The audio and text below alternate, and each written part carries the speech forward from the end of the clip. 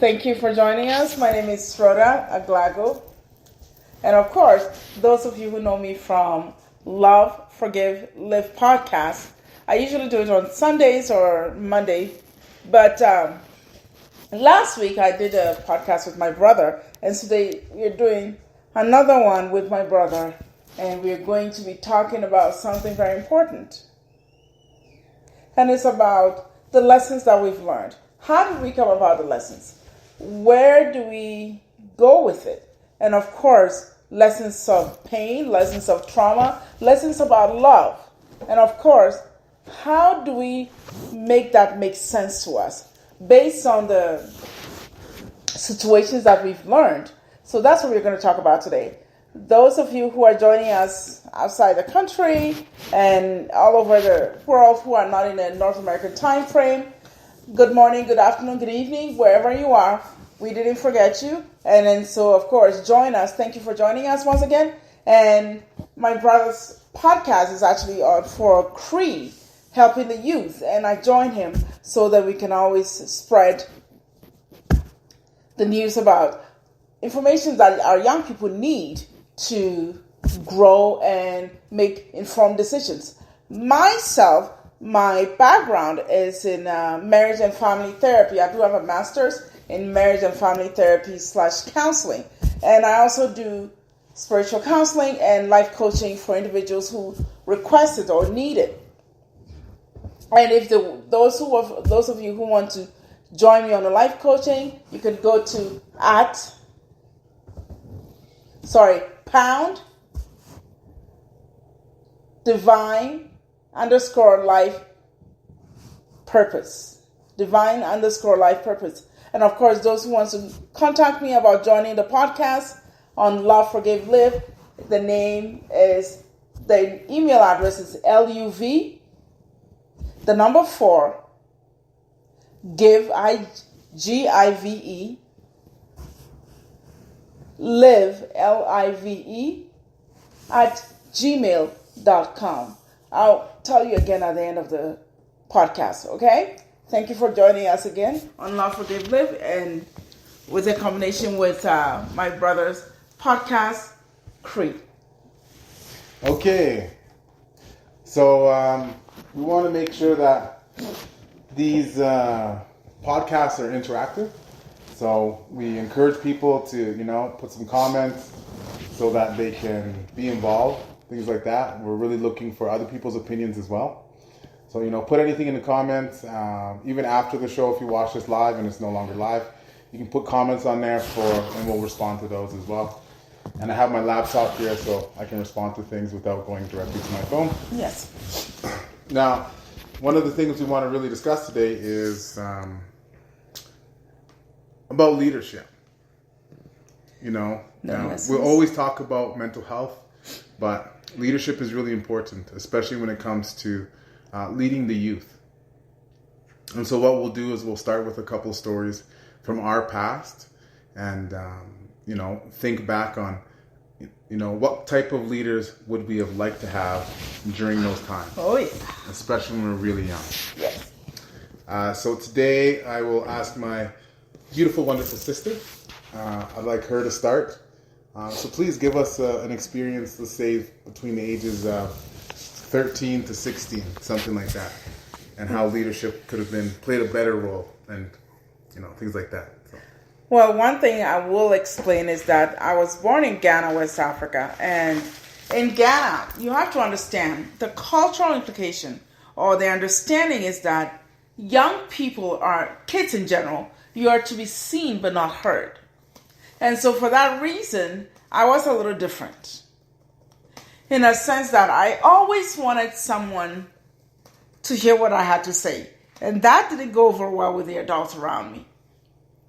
So I was a bit of a troublesome young girl.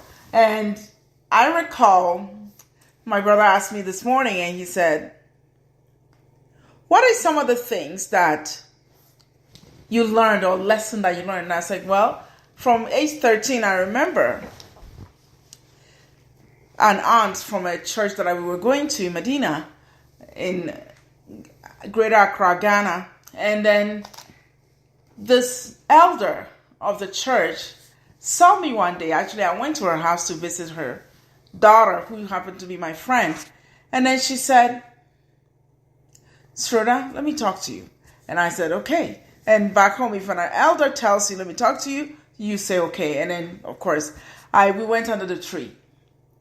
And as I was standing there, she said, a lot of people have opinions about who you are and what you do and how you're moving around. Everybody has all kinds of perceptions about you and call you all kinds of names. But I want you to understand one thing. No matter what somebody calls you, no matter what someone believes you are or what they think of you, it doesn't matter. But I need you to show people what you think of yourself.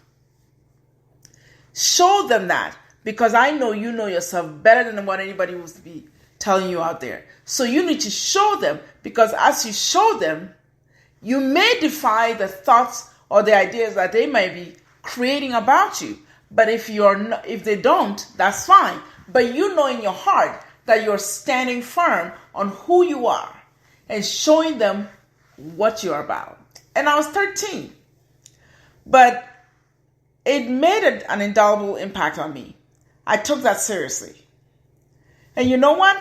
Even though at this age, at 52 years old, I am still holding on to that. I remember under the tree when she stood in front of me and spoke. It made me excited. Because at that moment, I recognized something. There is an adult around here that regards me as important. Important to know enough for her to know me and want to put something beautiful in me. And she didn't stay with the dialogue that everybody was calling me, the names people were calling me, the bullies that were calling me. She had something she wanted to impart to me, that I had something good in me. And I never forgot that. The second lesson that I learned, and this came from someone who was like literally physically beating me. And I recall her after 2 or 3 months of the very last time she ever beat me with a cane in front of a group of people, because she wanted to feel big and powerful. When she did that, there's something that happened. There's something powerful that happened.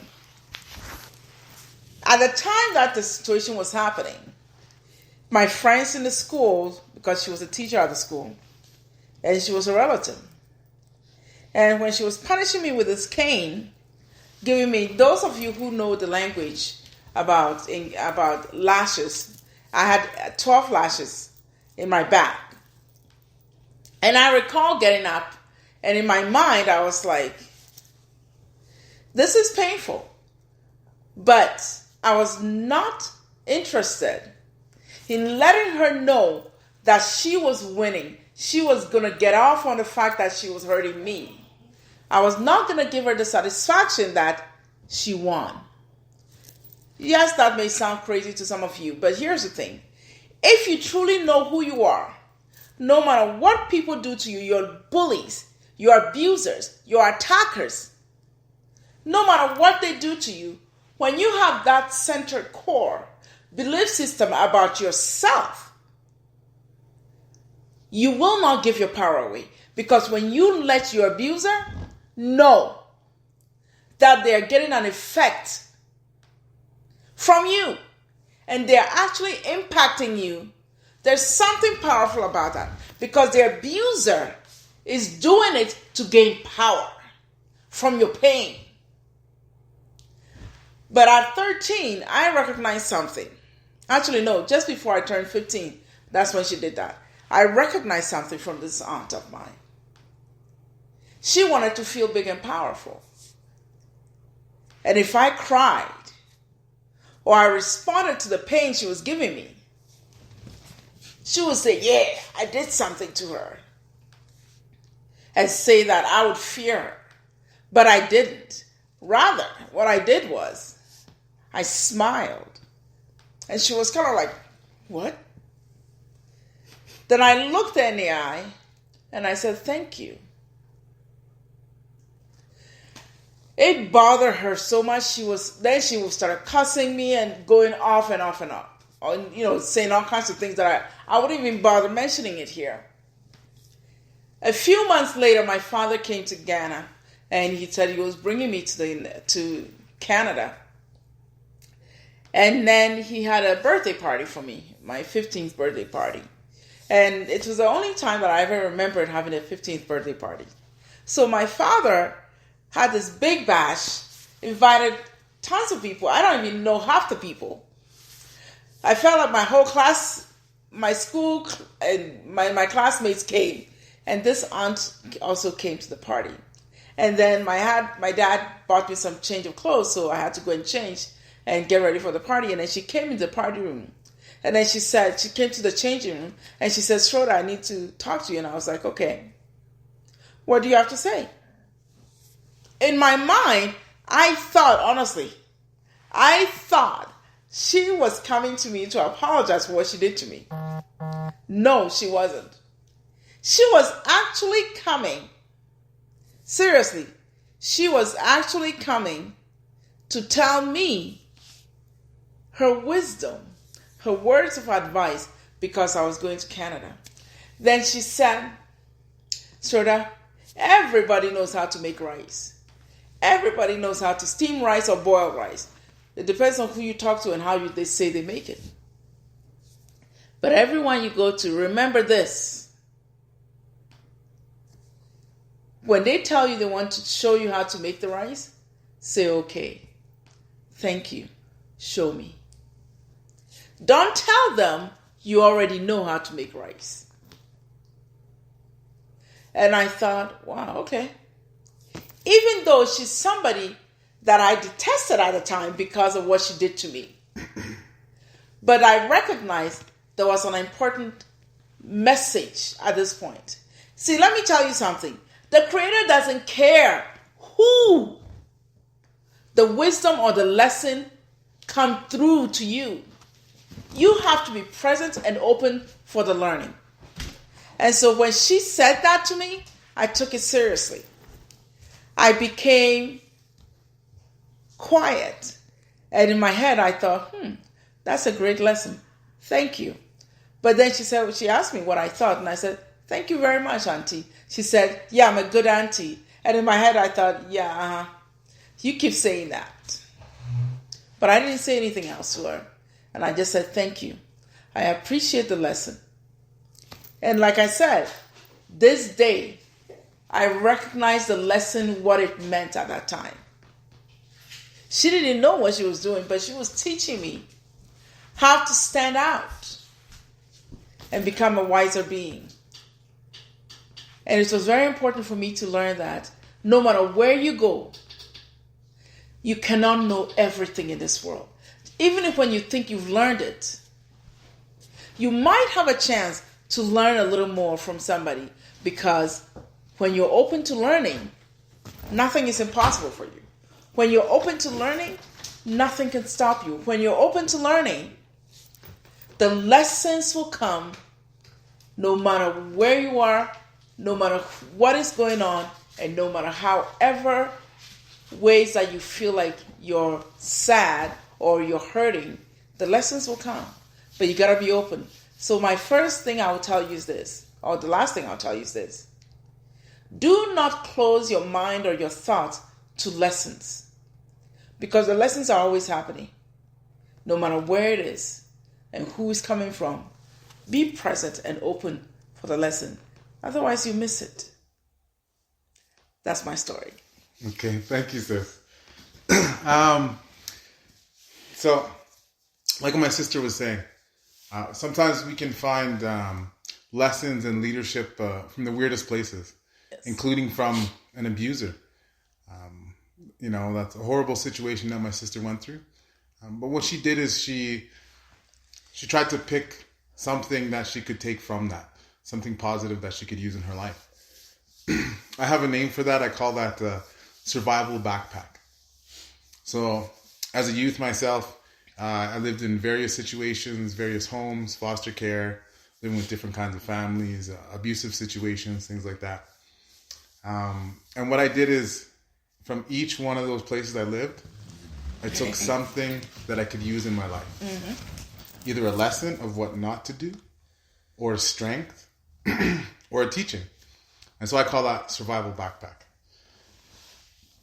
And my story about leadership is, which one? I have many stories. I always tell my kids, which one should I tell today? Can you remember one that you haven't shared yet? I don't know, actually. Let me see. Okay. So when I was in high school. So what I did in high school was I was getting in a lot of trouble in grade 10. I was fighting every day. I was selling marijuana, breaking into cars. It was quite bad. I was a very, very bad kid. And my friend came to me one day and he said, you know, we should try out for the football team. And I told him, okay, well, first of all, I'm too skinny. And he said, no, man, you're fast. You're fast. You're fast. He was a really big guy. He's about 6'3", almost 260 pounds. I said, no, they'll never let me on the team. And so what I told him was, okay, I'll go try out with you. And he said, okay, let's do it. And we made the team. And I was quite surprised. And then what happened was... okay? Yeah. And then what happened was we made the team, and there was practice 6 days a week. Oh, wow. And that was the first year that I didn't go to jail. I didn't get arrested. I didn't have any fights. You mean juvie? Well, yes, juvie is jail. Have you been to juvie jail? It's jail. Well, I've dealt with a couple of kids. Yeah. So I learned a lot about leadership. Mm-hmm. So, you know, playing football, they taught us about leadership and how to work hard and how to be dedicated about different things. And it really kept me out of trouble. And so one of the initiatives for Cree will be, how do we support sports programs? Yes. So if there's children that can afford to play hockey or football or baseball or whatever sport they're really interested in, you know, we'd like to raise funds to help those children out. Yes. Because I can tell you, that was the first year that I really stayed out of trouble. Really, really did. And it helped me so much. Even it curbed my marijuana usage. Because me and my friend would be like, okay, we can't smoke marijuana today because we have practice, so we're going to be very tired. And we had, 6 days a week, and there was a game every week. And the only time we'd smoke marijuana is after a winning game. And I was fortunate enough that I was on a really good team called the St. Francis Browns. They're like city champions. So we're always winning. I think we only lost one game that year. But having that opportunity to learn about leadership really did change my life. It helped me a lot. And unfortunately, the next year, my grades weren't high enough, and I started getting in trouble. As soon as I didn't have that group, you know, to keep me good, that leadership, what I was being led by was my own emotions, my anger, my rage, and older people above me that were about crime. And so in grade 11, I got kicked out of school and arrested, and it was a very, very bad situation. I was charged. It was horrible. So thinking back, what could I have used to help keep me on a steady path? And I try to think about those things quite often now so that I can help the youth around me. So I can remember what it feels like to be in that situation, and I can jump in and, you know, guide them when I can. And so at that time, if I would have had an older cousin or an older brother, or even my father in my life, you know, what I would have liked and what I know would work based on my experiences is to come in and be like, okay, look, you didn't make the team this year, but let's focus on things like how well you've done. You stay out of trouble. You're in shape. You're popular now because you have this, you know, you were on a football team. You have this group of friends, things like that. But instead, what I had was older friends saying, like, let's get this money. Let's get this money. And I was living in poverty at the time too. So for me, if I robbed somebody, it wasn't necessarily always about just getting money for nefarious reasons. Sometimes that's the only way I was going to eat. And so I really needed that support system. And that's something that we can do as leaders now. I'm sure all of us know a youth that could really use a helping hand. And the thing is, sometimes these kids can be like what is it called? A cactus. You go to embrace them, they're kind of thorny because their life is tough. Yeah, they're angry. Yeah, and hurt. Yes. And so in those situations, what I think we should do, when I know that works actually, is we stand back and we just try to see these youth for who they are. They're children. Yeah. And even if they're thorny and angry and mad, underneath of all of that, they're hurting and they're looking for leadership, positive leadership. And I think that we really need to step up and do that. And so my sister is a registered therapist. So I would like your feedback on how you've had to address children that you were helping that were, like cactuses. They're very thorny. Well, I can think of a few young people that I've counseled over the years. And one of the things I always recognize, the first things I always recognize with every child I come to, and I was counseling children from ages, I think my youngest child was a 6-year-old. No, 5-year-old. And then ranging from that age to 17 and of course 18 and then beyond. One thing I recognize is this. When children are coming from a disenfranchised community where their needs are not being met, both physically and emotionally is not being met, and they have to adapt or grow up too fast based on the circumstances that are going on around them. And then, of course, those who have gone through trauma. One thing I recognize is that every child that I go to or counsel or give therapy to, they all require one common thread of things that they are looking for. Are you able to see me? Or are you looking at what was on the note? What was written about me? Are you walking up to me and talking to me as a human being, as a child standing in front of you? Or are you looking at me with what was written about me? What narrative somebody has put on paper? And what I sometimes would do is I would read the note and then I'll put it aside. I don't make notes on the notes that I was giving in explanation as to what the child's traumas are or the reasons why the child is in therapy. I read it just to be clear about, okay, I'm aware, and professionally I have to read the notes and be aware.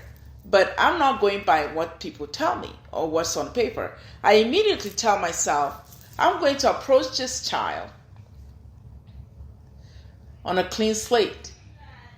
That I'm just meeting this child for the first time. How am I going to approach him or her?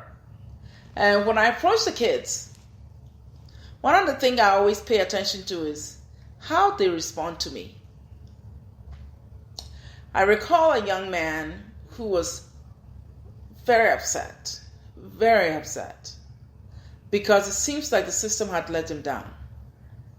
The people around him have let him down, including his parents, the education system, the system as a whole, the foster care system, the social services systems have let the child down. And this child is bouncing from one juvie to the next to shelter, one juvie to the next to shelter. And when I took the time to just approach this young man as a human being, with his own perception of what is going on. It surprised me. I remember the first time I met him, he decided to test me. And I thought, okay, let's have it. He gave me one test after the other. And then after all the tests he gave me, I smiled and I said, okay, would you like to accept me as your therapist? And he goes, wait, you're not scared of me? And I was like, wow, you want me to be scared of you? He's like, yeah, everybody is. And I was like, well, I'm not. I don't see anything or heard or I haven't heard anything that I'm scared of. He's like, what? And I said, I'm not scared of you. I'm sorry to disappoint you, but I am not scared of you. Then he goes, I'm a terror. And I was like, well, that's what you think people think you are. I don't think so. But if anything, if you want to know what I think of you, I think you're a little puppy. Then he's like, what? It surprised him. And I was glad to break the ice with just that. He laughed and he said, so you really want to work with me and help me out? And I'm like, I don't know if you need help. But time will tell. You will tell me if you want my help or not. And here's the thing.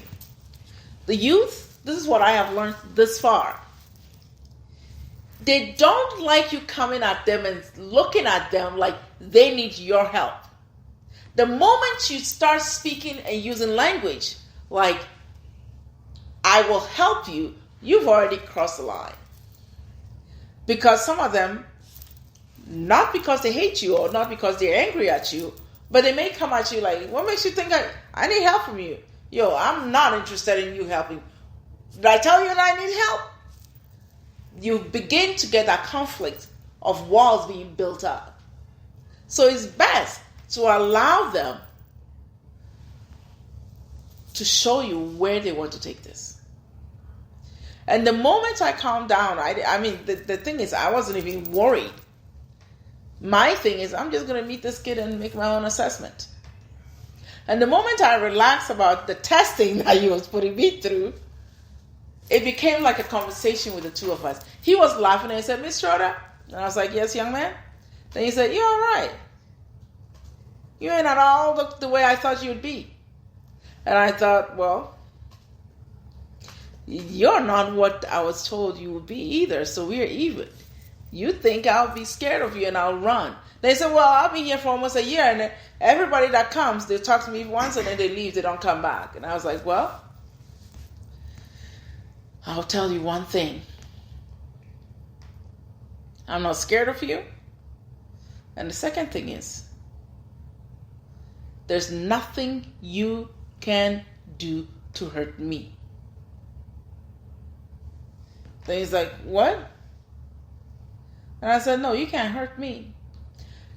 You see me, I'm a brick wall. So whatever you throw at me or come at me for, it's on you. Because it doesn't hurt me. I think that's one of the things that disarmed him. Because when he heard that, I didn't have any apprehension about being with him, talking to him, facing him. He began to think, wait a minute. I might be able to talk to this woman. First, second, third session, the rapport was developed. And this young man did amazing.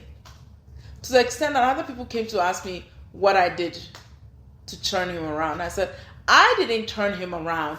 He turned himself around because he recognized and took responsibility for his own action. And then I worked with him and unraveled the systemic pressures that he was under, both at home,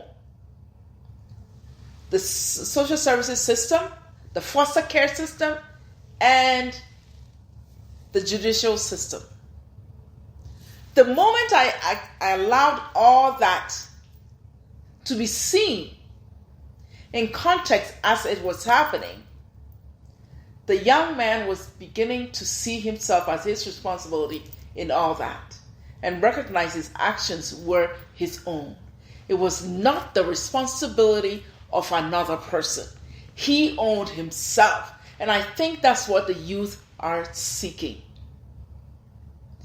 responsibility for their own self-worth, responsibility for what is being introduced. They're not looking for a rescuer.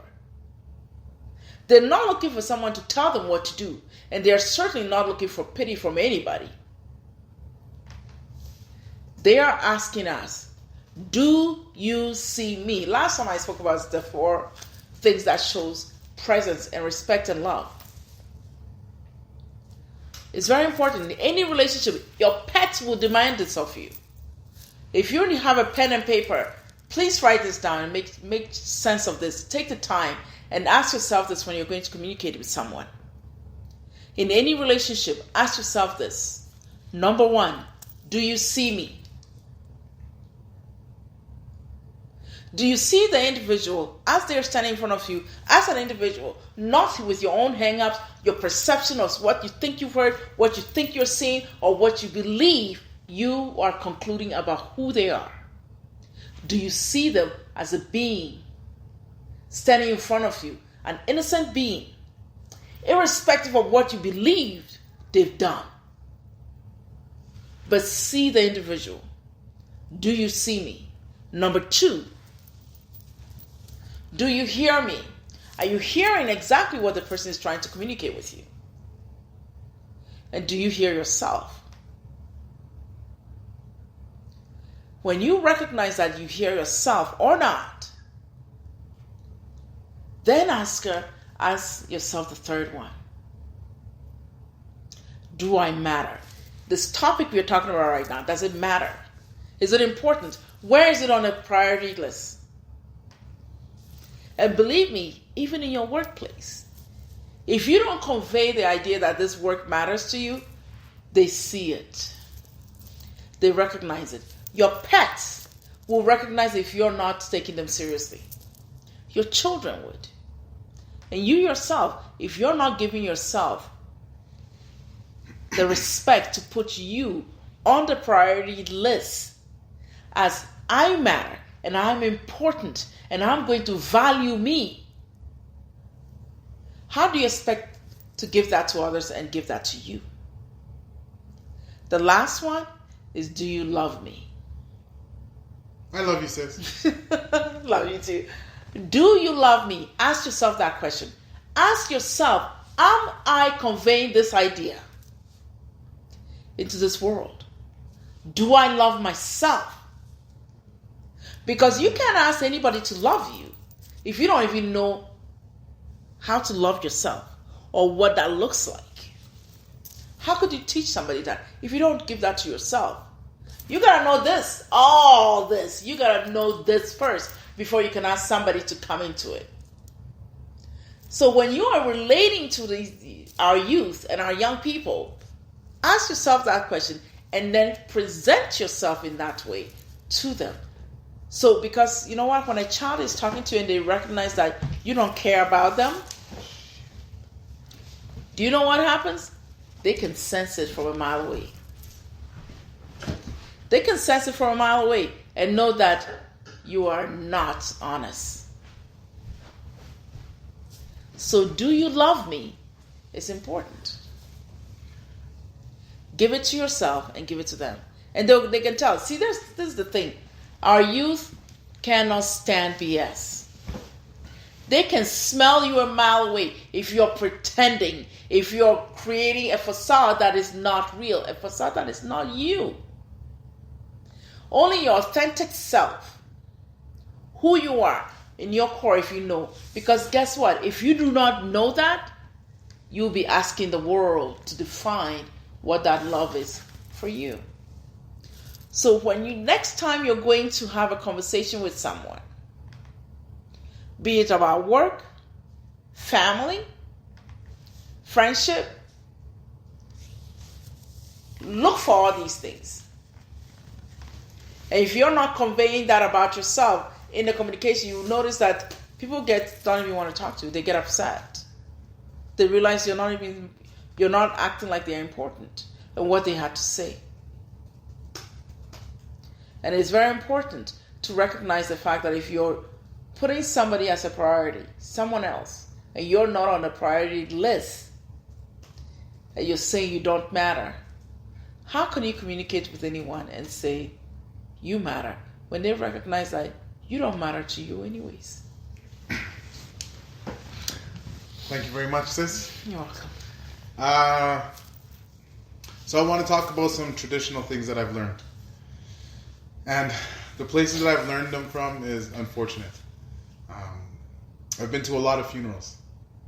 And I hear a lot of elders speak at funerals. And some of the things I learned from funerals is, I don't know if anyone would agree with this, but leading the youth is also loving the youth. And so we're at this funeral, and this elder, he was talking about a young man that he raised and how angry this young man was. And he said one of the reasons is because when he was born, he was taken from his mother and put into foster care right away. And so the beginning of his life, he didn't experience that love, that affection, that bond. And so as he became a teenager, he was filled with anger. And I know that experience. Not that I didn't have love for my mom or anything when I was a baby, but I know that experience when you're 13 years old and you're filled with rage. Oh, yeah. So I love my mom dearly. My mom passed away when I was 21 years old, so that's 19 years ago. I made peace with some of the things I've seen in my life. But at 13 years old, I was looking for leadership. And I expected that to be from my mother. But unfortunately, she wasn't in the right condition to care for me. And my older cousins, they were my leaders as well, but they're pretty wild. They definitely taught me how to fight, how to survive, things like that. But it wasn't necessarily the best leadership that I could have got. Mm-hmm. And so at 13, I realized that I had to lead myself. I had to grow up real quick. Yes. And unfortunately, when you get into that kind of survival mode, you don't want to listen to anybody. Because, social workers, you don't trust them. Mm-hmm. Because you tell them the truth, and all of a sudden they come to your house, they rip you out of your home. Yes. And some of these social workers would be on drugs themselves, telling my parent that they shouldn't be on drugs, and that's horrible. Who does that? Double standard. Yes. And teachers, they couldn't lead me because they would go to some of my friends' parents and say, that Conner kid, he's just going to end up in jail. You should keep your kid away from him. And these are the kind of things I had around me. So I didn't have that good trust. Mm-hmm. So it was hard for me to accept leadership. Mm-hmm. When I would go home to my reserve, I would take on some of the teachings. Every time I went to a funeral, I would learn things. And there I trusted people because I knew that I was loved. Yes. And my traditional family, the ones that were really spiritual and clean and sober at that time, I really learned a lot. And so, to go back to one of the funerals I was at, another elder told me that we have a responsibility when we see young men and young women, and we just notice something special about them. Yes. Either they're caring or they're really intelligent or they have natural leadership skills. We just notice something about them. The elder said to me that when you see that, it's the Creator telling you that this young one needs your help. And he said, when we see those things, we have a responsibility to step in and try to lead this young person. That's why we can see something that nobody else can see in them. Yes. And we need to step in and help lead them. So my whole life, not my whole life, but recently in the past 15 years, I've really took it upon myself to try to lead people. First, I started with trying to lead adults. And I realized that when someone is, say, 25 years old, a lot of times they're already set in how they want to be, and they ain't going to listen to nobody. Oh, yeah. They're like, I'm grown, you ain't going to tell me shit. that's how that goes. No cussing. Oh, yeah, I can't swear when my sister's on her podcast. Thank you. They begot Christians on there. Can't be swearing. So, I made me lose track of thoughts. I'm sorry. You're no good. Well, let me tell you. Okay, so Before you couldn't lead. No, okay, yes. Good. And so I've really stepped up in trying to lead young ones. First, it was the adults, and as I watched some of my cousins that were my age, I really put a lot of energy into trying to lead them and trying to change them. And as they started dying, it was really hurtful inside. And, you know, some of them were really close to me, like brothers and sisters. I grew up with them tight. And it broke my heart every time each one died. And I kept feeling like a failure because I was like, I tried to save this person, you know? Then I had an uncle, he told me, you know, sometimes you put your energy in the wrong place. You know, your deed was good, but some of these people, they've made their choice how to live their life, you know? And then I decided, you know, youth, they're still going to make their own decisions no matter how much information you give them. But at the same time, really coming into their lives at a certain age period, there's a greater success rate. Because when I think back of my own youth, that's when I learned the greatest things, is when I was young, because I was willing to listen. And I really think that we can step up and help the youth, and we do have a responsibility. You know, the thing is right now you could be, say, 35 years old, you don't got no kids. You know, you're working a job where there's no kids there, and you don't think that you're a leader. But you got nieces and nephews. They pay attention to you. They watch you. Yes. So we need to live this life knowing that we're leading always. And the youth around us, they're watching us. And we impact them. Yes. And so we have to be careful how we act.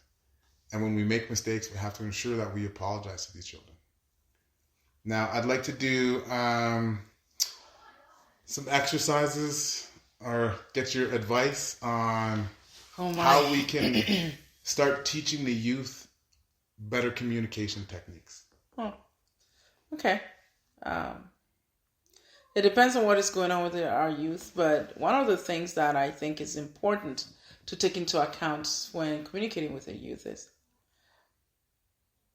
first of all, they believe that nobody's there to hear them or what they have to say matters, and if they say it to be heard. Because majority of our youth are constantly being bombarded by the adults, and I'll put that in air quotes. The adults believe or think they know better and they know it all. So when they have to communicate to us, we may be looking at them like they don't know anything. They're just kids. They don't know anything. So some will not bother to share anything with you. And even if they will, they're still checking like, are you really listening, or are you just listening to what I'm saying and then you can use it against me later? Because they don't trust that easily. This is based on the fact that some adult has disappointed them and didn't trust them. So why should they trust you? Somebody hurt them. So in communication, when the youth wants to communicate, that's why it's always best to learn their lingo. Recognize their lingo. And then when they're communicating with you, it's extremely important to hear with ears of non-judgment. Bring ears of non-judgment. And the same thing for the youth. When you approach the adults around you and you want to really communicate something that's important to you, make sure the adult you're going to is actually important enough for your situation or in your life. Because not everybody you meet on the street that you want to talk to would actually give you the time of day. So it's important you recognize that this adult I'm going to speak to will have my best interest at heart. Sometimes it may not be your mommy or your daddy. Sometimes it may not even be your auntie or your uncle. It could be a school teacher. Because at school, and this is what I've noticed, in every sector of education, there's always one or two teachers that knows you, that can see beyond what narrative other people are saying about you. There's always one or two. And they will take you seriously. And if you're a youth and you're going through a situation where you're noticing the teacher is taking interest in you, sometimes because they've seen the gifts you have that you're not even aware you do have. So when they see it, they impress upon themselves that they want to foster that in you. So when you're going to speak, allow yourself to speak honestly, and of course, allow yourself to say, I am struggling. And I need to find something to help me. And of course, when you're saying it, recognize that when they speak, or the teacher or the individual who may be the adult you're talking to, when they're speaking to you, sometimes not everyone will be giving advice. Sometimes you may have a teacher who would just be a sounding board. And sometimes that's all the kids need. Someone to hear them speak. Someone to give them the space to communicate.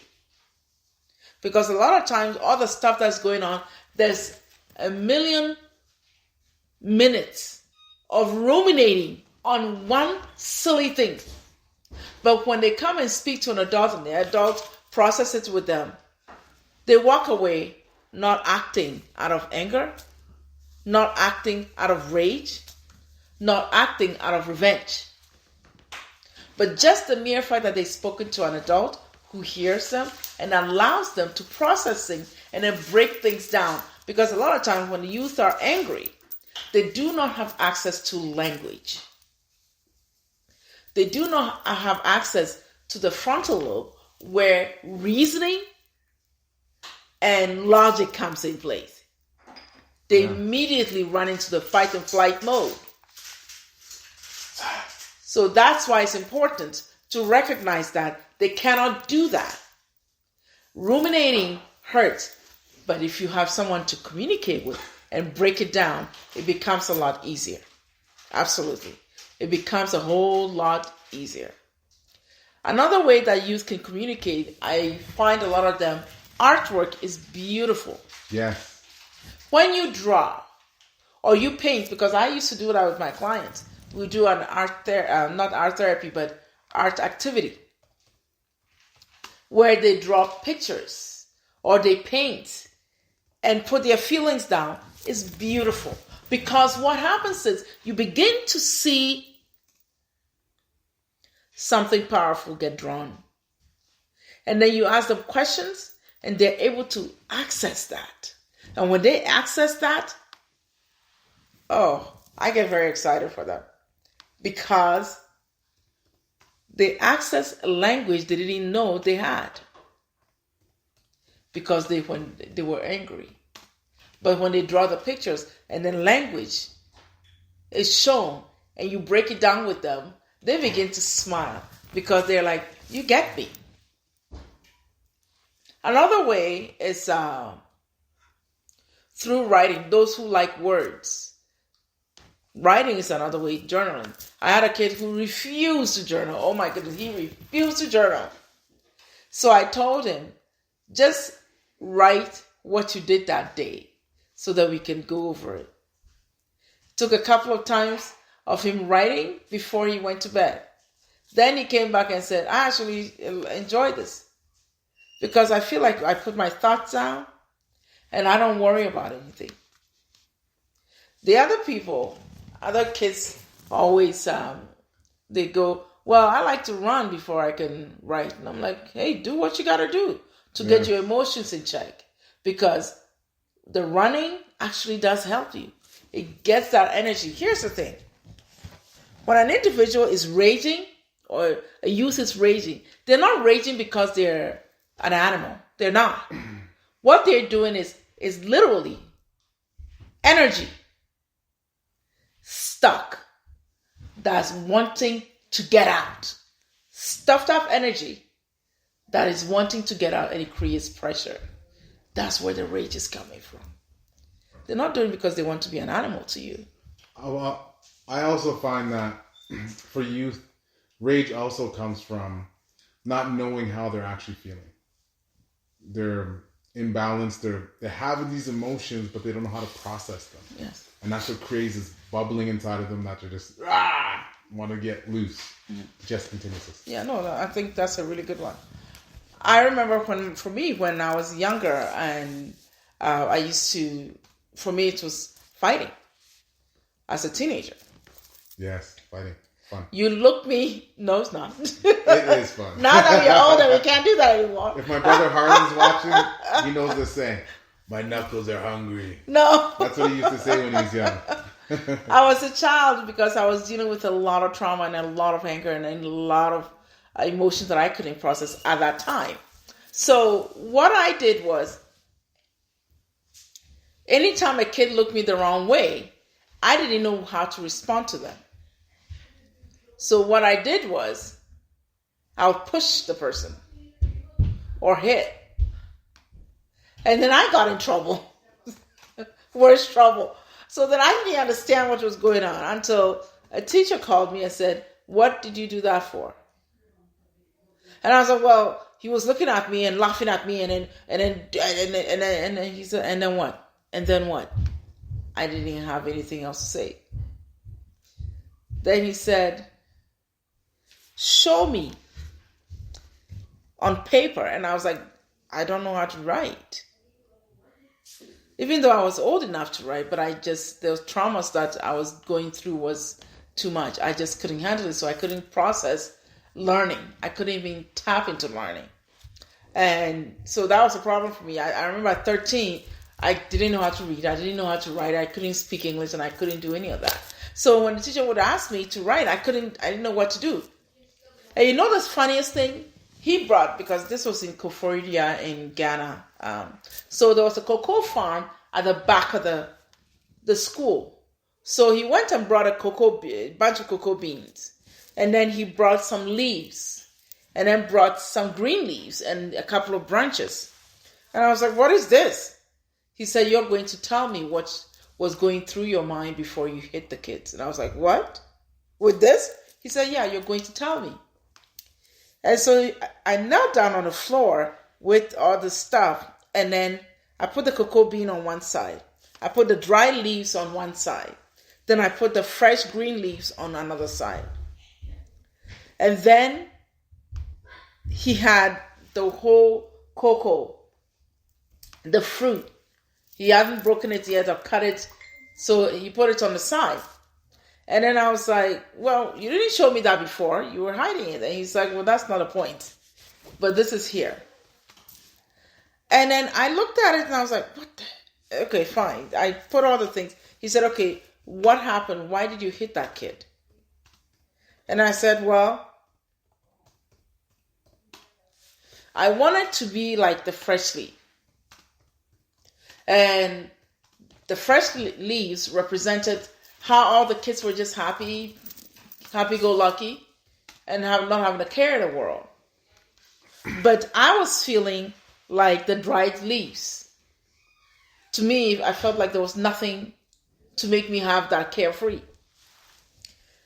The cocoa bean that fell on the ground represented my fist.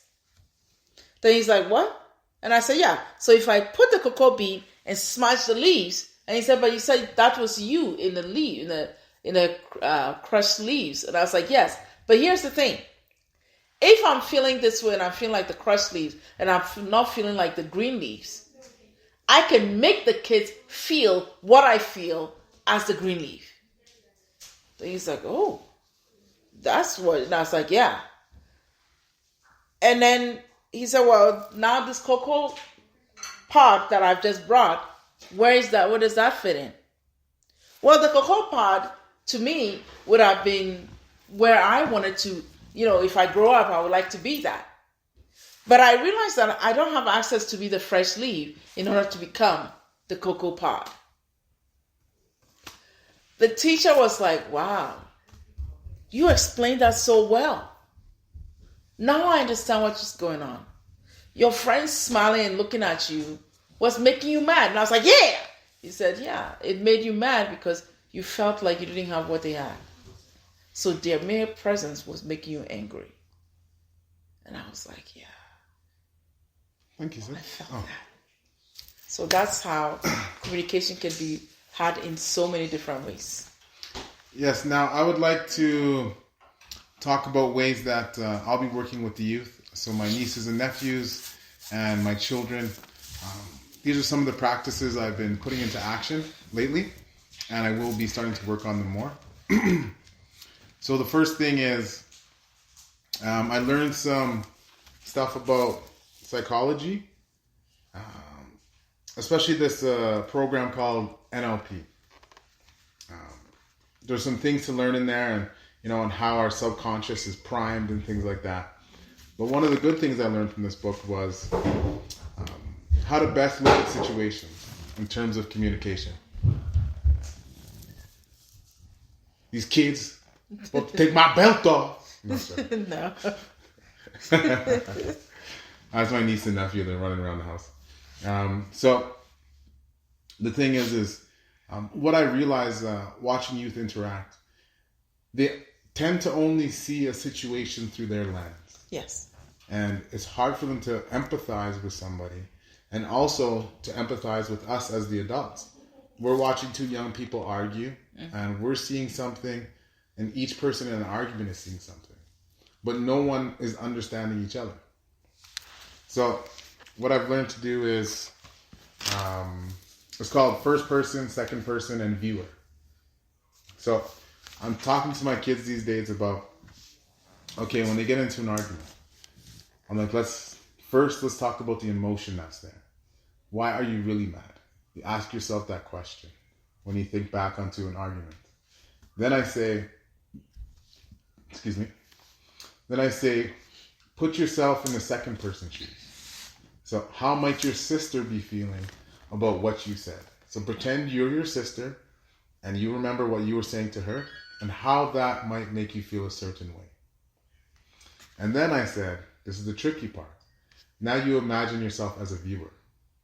You stand from the outside as a third person watching you and your sister argue. I'm like, from all three of those points of view, it'll help you to understand and help you to better communicate.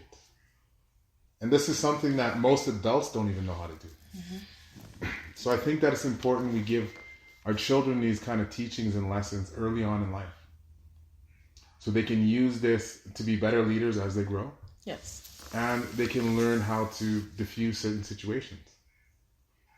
Now, that trick, the first person, second person, and viewer, I just learned that I think 6 months ago. I've always known how to look at situations, but really learned a technique for that. And I decided that that's something I'm going to teach my nieces and nephews and my children. And then when we start doing seminars for Cree, those are things we'll teach young teenagers. We'll start doing presentations and we'll do practices on how that works. Maybe even do some videos, things like that. Because sometimes I sit back and I think, this knowledge that I'm learning, is it only for someone at my age group or my maturity level? I wonder that. Do people need to go through a massive amount of life changes and struggles in order to even understand this stuff? And the thing is my mother, she didn't have access to such easy education on psychology. My grandmother, she didn't have access to education on psychology. Now we live in a time and age where I think the young people are ready for different teachings that usually we give to them when they're older. Because they're growing fast, because of the amount of information they have access to. Yes. And so we need to just, as the educators, as the leaders, as the teachers, right? So On some of my next podcasts, I'll let you know how it goes with training my children like that and my youth that I have around me. And we try to only make these lives for 1 hour. What is it at? About an hour, but we have 1 hour and yes, it's 1 hour now. seconds. Okay. So please go to the Cree Helping the Youth Facebook page. You can post any ideas on podcasts you want us to post next time. Please give us your feedback. I'm always willing to listen. I love learning. So if there's something you want to teach me about, just hit me up. And if you don't feel comfortable posting it in public, you can just send me a private message. Yes. My sister also has a podcast and some Instagram pages. So. My podcast is called Love, Forgive, Live. We are just approaching our second year of doing this. And of course, I do have a couple of guests coming up on the 22nd, but it'll be aired on next week, Sunday. So join us when you get to see our Facebook page, and it's just Love, Forgive, Live Podcast. And we're on Instagram, we're on YouTube, Apple Podcasts, Amazon Podcasts, and of course on iHeartRadio. I'm the host, Shroda Aglago. And of course, you can always contact me at love, LUV, the number 4, give, GIVE, at GIVE, live, at gmail.com. Let me repeat that again. Love, LUV, the number 4, give, GIVE, live, LIVE, at gmail.com. And of course, you can always send me an email if you want to be invited on a podcast. Let me know what you're doing, what you're about. If you're writing a book, what are you about? Especially if you understand that our existence is not just our own. We do work with the Creator, and source energy is all there is. And no matter who we are and what we are a part of the universal source energy, God, the Creator. Yes. It's in you, and I'm in all of us, and we are in that together. So we are all brothers and sisters. I do not take anybody as being different from me. We are one, and we are working together to allow all of us to know that we are more connected than we ever thought. And leadership for our youth is very important because they will become our leaders of tomorrow. So we have to equip them with what they need. And thank you for joining us on Love, Forgive, Live, and on Cree podcast. Yes. All right. I want to give a special shout out to anyone who's watching this and you're making the change in your life. You're pushing hard to make change in your life, and you have children, you have youth watching you. Stay on that journey. Stay on that path. And if you trip and fall, just get back up. There's so many gifts ahead of you. Mm-hmm. Just keep trying. You're going to get it. Just keep trying. Because it's very important that we stay strong and we power up so that we can help the people around us. Yes. So, love everyone. Love thank you for watching. Thanks. Bye. Bye-bye.